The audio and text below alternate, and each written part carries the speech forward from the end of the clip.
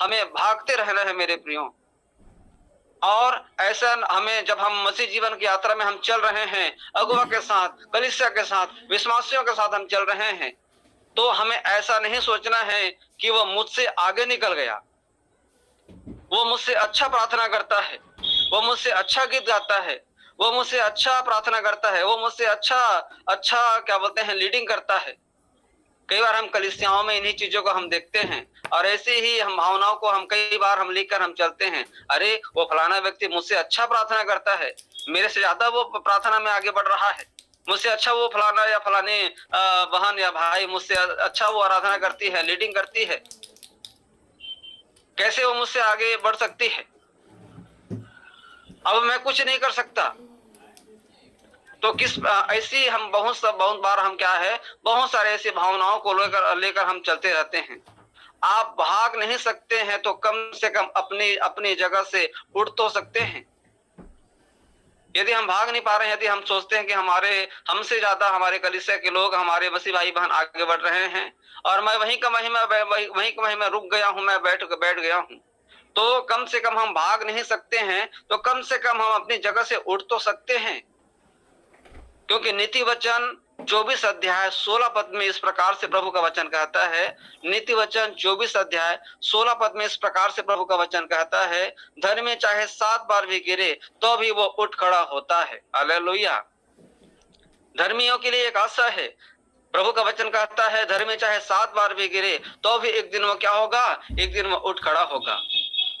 हमारे पास जो है परमेश्वर, हमारे पास जो परमेश्वर का ये वायदा है, वो अन्य जातियों के पास नहीं है। मेरे खुदा के लोगों, हम मसीहियों के पास में एक वादा परमेश्वर ने दिया है कि चाहे धर्म चाहे 7 बार भी गिरे तो भी वो उठ खड़ा होगा।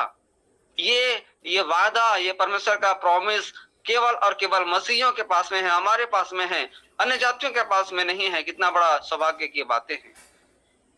रोमियो 8 अध्याय 37 पद में हम देखते हैं, आप रेफरेंस को आप लिखते जाइए और मैं पढ़ने का काम करूंगा क्योंकि समय हमारे पास कम है।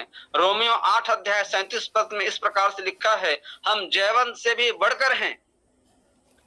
पौलुस कहता है रोमियो की कलीसिया के विश्वासियों को, वो कहता है हम जयवंत से भी हम बढ़कर हैं। देखिए, बहुत बार हम पौलुस के जीवन को हम देखते हैं, पौलुस बहुत बार उनका अधिकांश जीवन उनका हम देखते हैं, वो जेल में बैठकर वो पत्रियों को लिखा, जेल में बैठकर वो दुख की अवस्था में, निराशा की अवस्था में बैठकर वो विश्वासियों को क्या कर रहा है, विश्वासियों को वो प्रोत्साहन कर रहा है। और इस प्रकार से वो कहता है रोमियो 8 का 37 में कि हम जयवंत से भी बढ़कर हैं। इसका मतलब क्या है? इसका मतलब है परमेश्वर ने पहले से ही तय कर दिया है कि हम जीत चुके हैं। हालेलुया। पौलुस के द्वारा परमेश्वर ये हमें बताना चाहता है कि तुम क्या हो, तुम पहले से तुम जीत चुके हो। मगर हम कैसे दौड़ते हैं?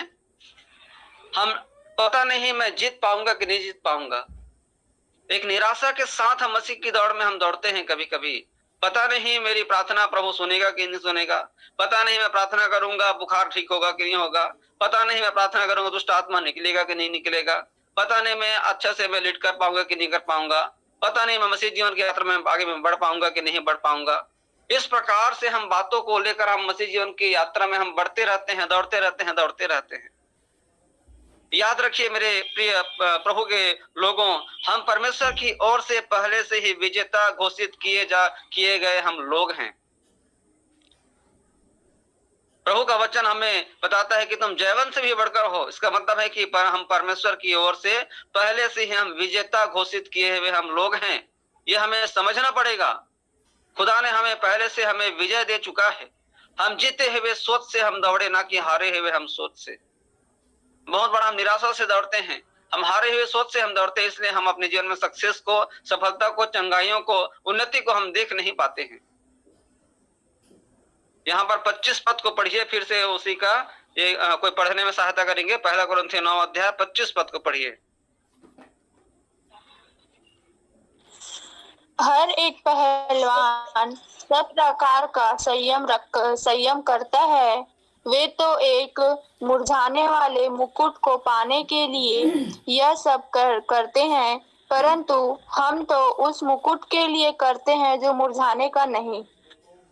हाँ, यहाँ पर हम देखते हैं पौलुस कहता है कलीसिया से, एक पहलवान इनाम को जीतने के लिए क्या करता है? संयम को करता है अपने जीवन में। यदि हड़बड़ी से दौड़ने वाला पहलवान यदि अपने जीवन में हड़बड़ी को लाएगा तो कभी भी जीत नहीं पाएगा। तो एक पहलवान इनाम को जीतने के लिए संयम करता है। अब यहाँ पर हम देखते हैं संयम के अंदर मैं दो बातों को मैं आपके साथ में शेयर करना चाहता हूँ। संयम के अंदर दो बातें हैं। पहला है डिसिप्लिन, अनुशासन, और दूसरा है ट्रेनिंग अर्थात प्रशिक्षण।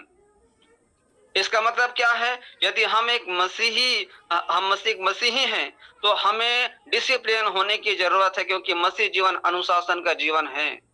मसीह जीवन गड़बड़ी का जीवन नहीं है, अनुशासन का जीवन है। क्योंकि हमारा प्रभु अनुशासन में रहकर उन्होंने सेवकाई किया, अनुशासन में रहकर हर एक काम को किया।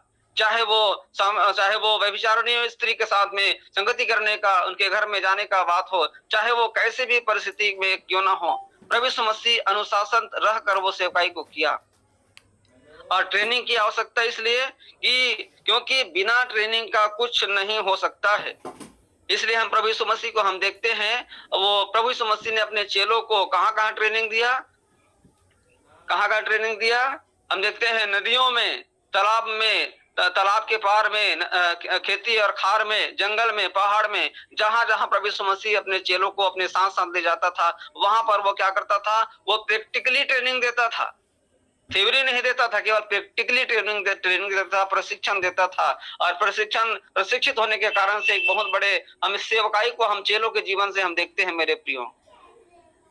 और इसलिए परमेश्वर ने कलीसिया में अगुवा को ठहराया है।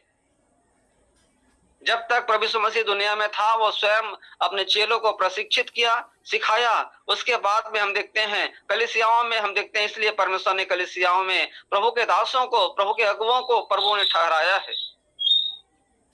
एक वचन को हम पढ़ते हैं, यिर्मयाह 3 अध्याय 15 पद में इस प्रकार से लिखा है। यिर्मयाह 3 अध्याय 15 पद में इस प्रकार से कहता है कि मैं तुम्हें अपने मन के अनुसार मैं तुमको क्या दूंगा? मैं चरवाहा को मैं दूंगा।